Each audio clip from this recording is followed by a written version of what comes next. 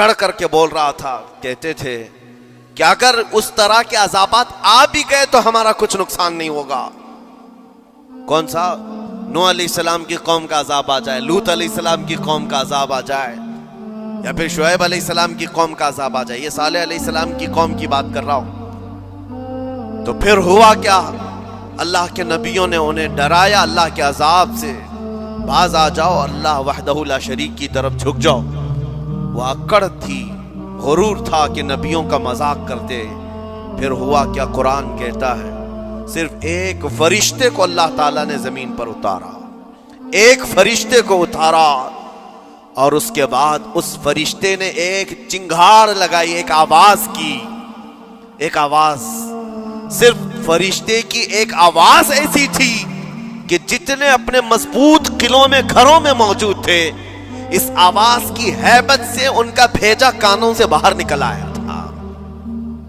اور صبح کے وقت جب اس بستی میں جا کر کے دیکھیں تو سب کے سب اوندھے منہ گرے ہوئے تھے، ایک بھی اس میں سے بچا ہوا نہیں تھا۔ نہ نوح علیہ السلام کا طوفان آیا، نہ لوط علیہ السلام کی قوم پر برسنے والے پتھروں کا عذاب آیا، نہ ہی ہوائیں چلائی گئیں۔ ایک فرشتے کو بھیج کر رب تعالیٰ نے اپنی قدرت کا مظاہرہ فرمایا۔ اللہ کے کروڑوں اربوں لا تعداد فرشتے ہیں، ایک فرشتے کی طاقت ایسی ہے کہ اگر وہ اپنی آواز نکالے تو تمہارے کانوں سے بھیجا باہر نکل آئے۔ اللہ وحدہ لا شریک، وہ حی و قیوم کل بھی تھا اور آج بھی ہے، وہ رب ذوالجلال حی و قیوم ہے، طاقتور ہے اور ہمیشہ رہے گا۔ اور رب تبارک و تعالیٰ نے قرآن پاک میں فرمایا، آپ یہ آیت تقریباً 3 جگہ قرآن میں آئی، وَإِذْ نَجَّيْنَاكُمْ مِنْ آلِ فِرْعَوْنَ يَسُومُونَكُمْ سُوءَ الْعَذَابِ يُذَبِّحُونَ أَبْنَاءَكُمْ وَيَسْتَحْيُونَ نِسَاءَكُمْ وَفِي ذَلِكُمْ بَلَاءٌ مِّن رَبِّكُمْ عَظِيمٌ۔ رب تعالیٰ فرماتا ہے یاد کرو فرعونیوں کے عذاب سے اللہ نے تم کو نجات دی۔ یہ بنی اسرائیل کو کہا جا رہا ہے کہ فرعونیوں کے عذاب سے، کہ فرعون اور اس کے لشکری اس قدر سخت سزائیں دیتے تھے موسیٰ علیہ السلام کی قوم پر، ایمان والوں پر، بنی اسرائیل پر۔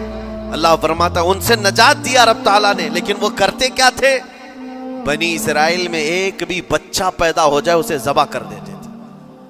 فرعون کے لشکریوں نے ایک سال میں 12,000 بچوں کو قتل کیا ہے، 12,000 بچوں کو ذبح کر دیا ہے۔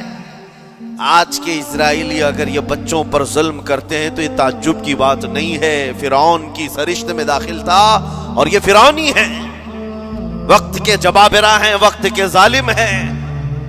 12,000 بچوں کو قتل کر دیا تھا فرعون اور اس کے لشکریوں نے، اور عورتوں کو زندہ چھوڑ دیتے تھے۔ قرآن میں اللہ تعالیٰ نے فرمایا 3 جگہ آئی آیت، لیکن اس کے ساتھ رب تعالیٰ یہ بھی فرماتا ہے یہ سخت ترین سزائیں دیتے تھے فرعونی، اللہ نے ان سے تم کو نجات دیا، لیکن یہ سزائیں کیوں دیتے تھے، یہ عذاب کیوں تھا؟ وَفِي ذَلِكُمْ بَلَاءٌ مِّن رَبِّكُمْ عَظِيمٌ، یہ ہے فرمان اللہ کا۔ یہاں میں یہ ٹکڑا اگر بیان کر دوں تو آج آپ کے دلوں کے اندر ایک یقین پیدا ہو جائے گا، آج کے حالات کے مطابق فرعونیوں کا اس قدر سخت عذاب کیوں تھا۔ رب تعالیٰ فرماتا ہے اے مومنوں، ان تمام معاملات میں اللہ کی طرف سے تمہارے لیے بڑا امتحان تھا، یہ امتحان تھا، اور وہ امتحان آج بھی ہے اور ہر زمانے میں رہے گا۔ ستیزہ کار رہا ہے ازل سے تا امروز، شرار ابو لہبی سے چراغ مصطفی، ہر زمانے میں حق و باطل کے معرکے ہوتے رہیں گے۔ لہٰذا آج کے دور میں یہ سب حالات جو پیدا ہوئے، مسلمانوں کو، مومنین کو ذرا برابر بھی نروس ہونے کی ضرورت نہیں۔ تم جس دین سے وابستہ ہو، اس دین کی حفاظت کا ذمہ اللہ نے اپنے ذمہ لیا ہے۔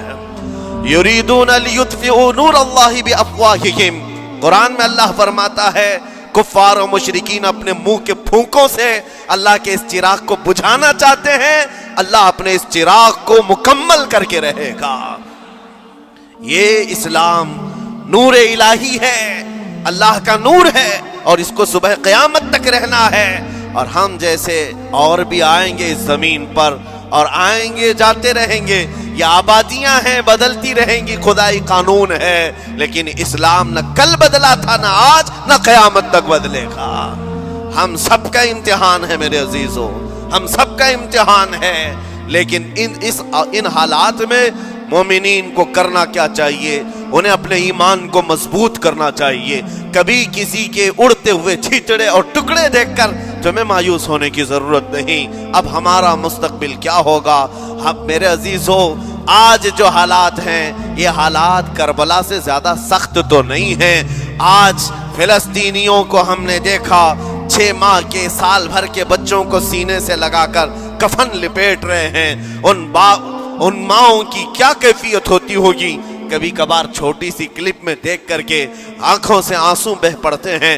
انہوں نے اپنے ہاتھوں سے نہ جانے کتنے بچوں کو ایک دن میں دفن کر دیا، 80 میتوں کو ایک قبر میں ڈال دیا کرتے ہیں۔ ان فلسطینیوں کو لاکھوں سلام، ان کے جذبات کو اور ان کی استقامت کو ہم تو دعا یہی کرتے ہیں، ان فلسطینی مسلمانوں کے برابر پوری دنیا کے مسلمان نہیں ہو سکتے۔ ہم تو ایک ناشتے پر صبر نہیں کر پاتے، وہ اپنے 10 بچوں اور خاندان والوں کے کٹے ہوئے چھیٹڑوں پر بھی کہتے ہیں اللہ ہمارے ساتھ ہے۔ ساری مصیبتیں دیکھ کر کے بھی وہ کہتے ہیں اللہ ہمارے ساتھ ہے۔ ان کے گھر اڑا دیے گئے، تباہ کر دیے گئے، راکھ میں بدل دیے گئے، اور نیوز اینکر یہ دجالی میڈیا وہاں جا کر کے ان کے زخموں کو کھرید کر کے پوچھتا ہے تمہارا مال کیسے آئے گا، تمہارا گھر کیسے چلا گیا، لیکن ان حالات میں بھی وہ مسکرا کر کہتے ہیں اللہ نے دیا تھا، پھر اللہ ہے اور اللہ دے گا۔ ان کے ایمان کے برابر ہم نہیں ہو سکتے، لیکن میرے عزیزو پوری دنیا کے مسلمانوں میں اس مسئلے نے آج ایک اتحاد کی فضا قائم کی ہے۔ اگر ہمارے درمیان آج بھی اتحاد نہیں ہو سکتا تو پھر میرے عزیزو شاعر نے سچ کہا تھا، جگہ جگہ کے تھک چکے ہیں تمہیں یہ ہنگامے، نشاط لذت خواب گرام بدل ڈالو، غلط روی سے منازل کا بعد بڑھتا ہے، مسافر و روش کارواں بدل ڈالو۔ آج کے حالات تمہیں اگر نہیں بدلنے پر مجبور کیے تو پھر بتاؤ کون سے حالات تمہیں بدلیں گے، کب تم بدلو گے؟ لیکن ان حالات پر آج بعض لوگوں نے یہ کہنا شروع کیا۔ میں نے چند دنوں پہلے ایک آیت پڑھی تھی، ایک بیان میں کہا تھا اللہ قرآن میں فرماتا ہے هو الذی ارسل رسولہ بالہدی ودین الحق لیظہرہ علی الدین کلہ، وہ اللہ ہے جس نے حق دین کے ساتھ اپنے رسول کو بھیجا ہے اور ہدایت کے ساتھ اپنے رسول کو بھیجا ہے۔ کیوں بھیجا ہے؟ لیظہرہ علی الدین کلہ، تاکہ وہ رسول پوری دنیا پر یہ دین غالب کرے، یہ دین غالب آئے گا۔ تو بعض مجھ سے کہنے لگے مولانا سٹیج پر بیٹھ کر چلاتے ہو، کئی کرسیوں پر بیٹھ کر کہتے ہو کہ تمہارا دین غالب آئے گا، تمہارا دین تو آج ٹکڑے ٹکڑے کیا جا رہا ہے، کوئی کچھ نہیں کر پاتا۔ ان ظالموں کو میں یہ کہتا ہوں، ان کو یہ میں کہتا ہوں، ان تمام حالات سے تم ہرگز یہ مت سمجھنا کہ دین غالب آئے گا۔ چاند پر بھی گہن لگتا ہے، لیکن جب گہن چھٹتا ہے تو چاند پورے آب و تاب کے ساتھ چمکتا ہے۔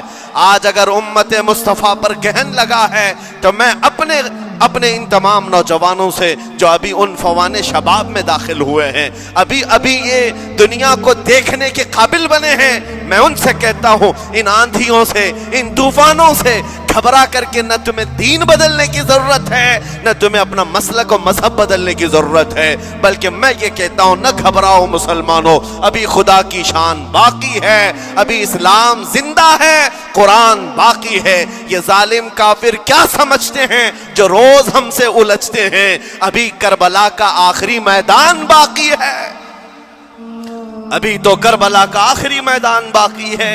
عزیزان گرامی وقار، میرے نبی کریم صلی اللہ تعالیٰ علیہ وسلم نے جو فرمایا وہ ہو کر رہے گا، وہ ہو کر رہے گا۔